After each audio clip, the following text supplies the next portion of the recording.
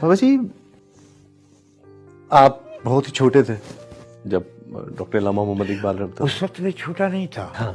اس وقت میں ایکچولی یہ تھا جو ابھی ہوں, اللہ اور ابھی میں وہ ہوں جو میں اس وقت. یہ اس بات کو, اس راز کو میں اب سمجھا ہوں. واہ واہ. اب یقین فرمائیے, اب یقین وہ فرمائیے. بزرگی کا دور تھا. جی, وہ بزرگی کا. وہ میرا بزرگی کا دور تھا. اس لیے کہ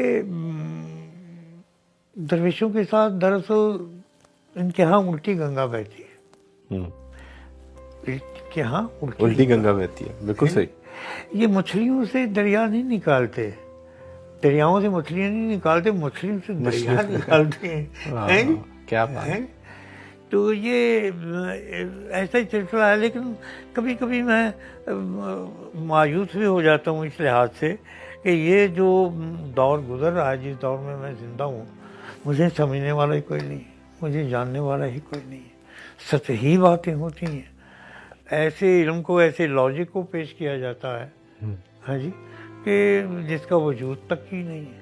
اور ہم تقلید کرتے ہیں مغرب کی, ہم دوسروں کی تقلید کرتے ہیں. ان کے لاجک کو ہم اپنے لاجک کے ساتھ ملا کے اس میں اپنے کو کم تر اور ان کو برتر ظاہر کرنے کی کوشش کرتے ہیں. بالکل ایسے. نبی کریم صلی اللہ علیہ وسلم کا جو لاجک تھا, جو ہمارا قرآن کا لاجک ہے, جو ہمارے دین کا لاجک ہے, یہ دنیا کا سب سے بڑا لاجک ہے اور سب سے بڑا مذہب ہے اور سب سے بڑی. لیکن افسوس یہ ہے کہ ہم خود ہی اس کے اگینسٹ ہیں. ہم خود ہی اس چیز کو نہ سمجھتے ہیں, نہ دوسروں کو سمجھانے دیتے ہیں. یہ ہمارا بہت بڑا المیہ ہے. یہ کیا ہے بابا جی, یہ احساس کمتری ہے یا ہم اپنے اثاثے کو پہچان نہیں سکے؟ اصل میں ہم میں کوئی سر سید احمد نہیں ہے, ہمارے لکھنے والوں میں کوئی ابن عربی نہیں ہے. نیٹشے نے اگر کوئی خوبصورت بات کہی ہے, تو علماء نے اس بات کو مہر اس کے اوپر تصدیق کر دیا کہ یہ بات صحیح کی. اس نے حق کسی کے پاس بھی ہو, وہ حق ہے. وہ حق ہے, بالکل صحیح. تو وہی بات جو ان سے انہوں نے کہی کہ اگر ہوتا وہ مرد فرنگی اس زمانے میں ہے جی, تو اقبال اس کو سمجھاتا. تو بات یہ ہے کہ یہ اب اپنے استاد ہی کو سمجھانے کے لیے اقبال تو وہ کر رہے تھے, اس لیے کہ اقبال کے پاس جو شمع روشن تھی, اس کی روشنی ٹھنڈک تھی, روشنی میں ٹھنڈک تھی, اس میں پاکیزگی تھی, اس میں ایک لاجک تھا, اس میں ایک لائحہ حیات تھا. اور جو نیٹشے کے پاس بات تھی, وہ بات تھی, اپنی جگہ پہ بات تھی, لیکن وہ بات, وہ مٹی ایسی نہیں تھی کہ جس میں اگر نمی ڈال دی جائے تو زرخیز ہو جاتی. یہ بات.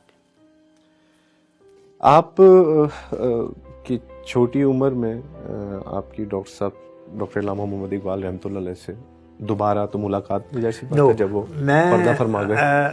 میں میرے نزدیک دو چیزیں بچپن کی بڑی یاد ہیں آج تک.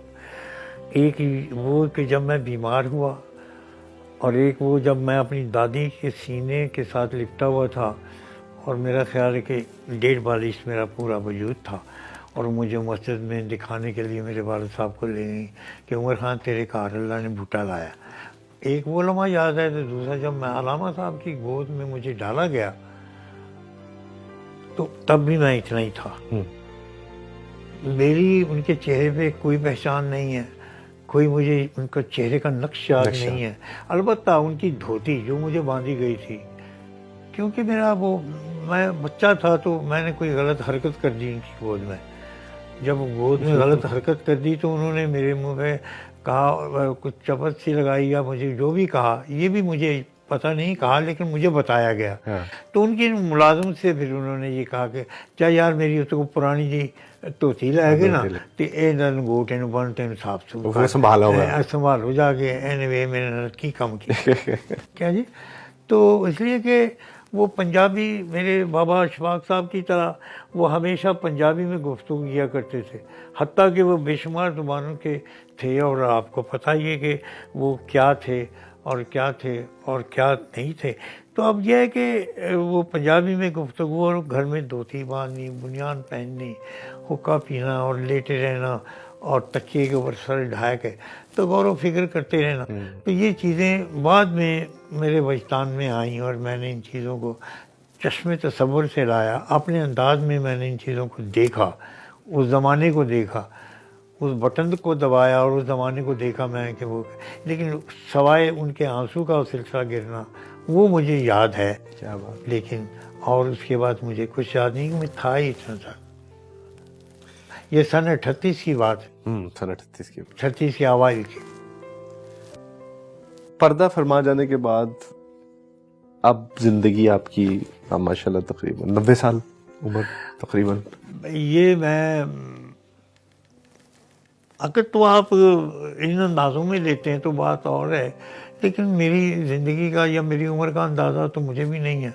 اس لیے کہ میں نے تو ایسے ایسے زمانے اپنی جیتی جاگتی آنکھوں سے دیکھ لی ہیں جن کا ذکر کتابوں میں بھی نہیں ہے. بلکہ اگر میں ایک دو بات ایسی کر دوں تو میرے اوپر فتوے لگ جائیں گے یا مجھے کہا جائے گا کہ یار چھوٹی چھوڑا کر, بڑی نہ چھوڑ. لیکن مجھے لگتا ہے کہ ہمارے سننے والے کچھ چاہیں گے کوئی ایسی بات جو, وہ یہ ہے کہ میں یہ محسوس کرتا ہوں اور میں نے یہ جانا ہے اور میرے پریکٹیکل میں ہے کہ انسان چاہے تو وہ اپنے جد امجد تک جا سکتا ہے. جد امجد تک جا سکتا ہے. انسان کے کسی رگ کے اندر آپ سفر کر کے دیکھ لیں, وہ آپ کو دل تک لے جائے گی. کیا کہا میں نے؟ کیا بات ہے. کیا جی؟ کیا وہ آپ کو دل تک لے جائے گی. اب دیکھنا یہ ہے کہ آپ کے پاس کیا ایسی کوئی ٹیکنیک ہے کہ جس سے آپ ایسا کر سکتے ہیں. یقیناً ہمارے پاس ہے, قرآن سے ثابت ہے, آپ سب کچھ کر سکتے ہیں. میں نے اپنی زندگی میں بہت ساری مجھے بڑا شوق تھا مابعد الطبیعات کو سیکھنے کا. مجھے بڑا شوق تھا کہ مخفی علوم سیکھنے کا. مجھے بڑا شوق تھا ہواؤں میں اڑنے کا, دریاؤں میں تیرنے کا, قبروں میں جا کے سونے کا. یہ جتنے علوم ہیں یہ تو میرے بچپن کے اندر تھے, جن کو جو میں جانتا تھا اور جو میں نے سیکھے بھی اور ان میں مجھے. لیکن میں نے ایک چیز کو محسوس کیا کہ یہ سب کچھ جاننے کے بعد پھر آپ دنیا میں نہیں رہ سکتے. آپ دنیا کے لوگوں سے تعلقات نہیں پیدا کر سکتے, آپ بچے نہیں پیدا کر سکتے, آپ اس طرح سے زندگی بسر نہیں کر سکتے, آپ اس طریقے سے اپنے آپ کو گزار نہیں سکتے. اس لیے تو یہ چیز کوئی سردرد ہو جاتی ہے کبھی تو دوسرے کی نظر میں جب آ جاتا ہوں تو مجھے کہتے ہیں جی بابا جی آپ جنات ہیں, جن ہیں, یہ کام آپ نہیں کر سکتے, یہ انسان نہیں کر سکتا. تو عرض کرنے کا مطلب یہ ہوا, میں یہ سمجھتا ہوں کہ بہت ساری چیزیں اس طرح کی ہیں کہ اگر انسان چاہتا ہے تو وہ ان میں درک حاصل کر لیتا. کیا بات. ایسی کوئی بات نہیں ہے کہ بھائی دیکھیے چھوٹی چھوٹی چیزیں ہیں, میں ان کا ذکر نہیں چھیڑنا چاہتا یہاں پہ کہ مسئلے خراب ہو جاتے ہیں.